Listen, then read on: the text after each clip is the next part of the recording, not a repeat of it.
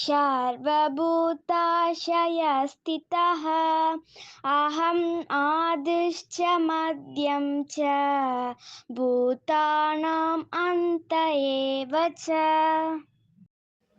पश्य मे पार्थरूपाणि शतशोतसहस्रशः नानाविधानि दिव्यानि नानावर्णाकृतीनि च। अहं वैश्वानरो भूत्वा प्राणिनां देहमाश्रितः प्राणापानसमायुक्तः पचाम्यन्नं चतुर्विधम्। यदा यदा हि धर्मस्य ग्लानिर्भवति भारत अभ्युत्थानम् अधर्मस्य तदात्मानं सृजाम्यहम्।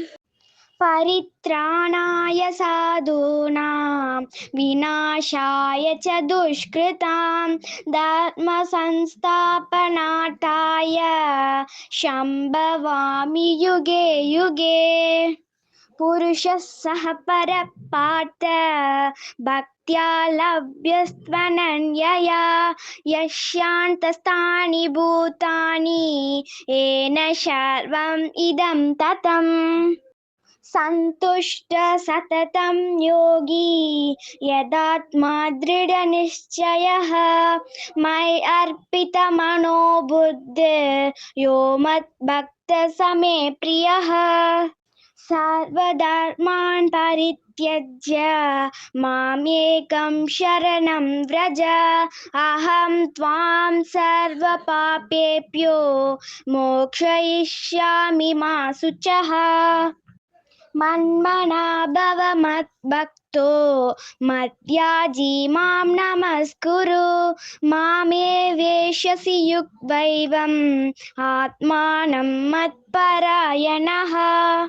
पत्रं पुष्पं फलं तोयं यो मे भक्त्या प्रयच्छति तदहं भक्तियुपहृतम् अश्नामि प्रयतात्मनः।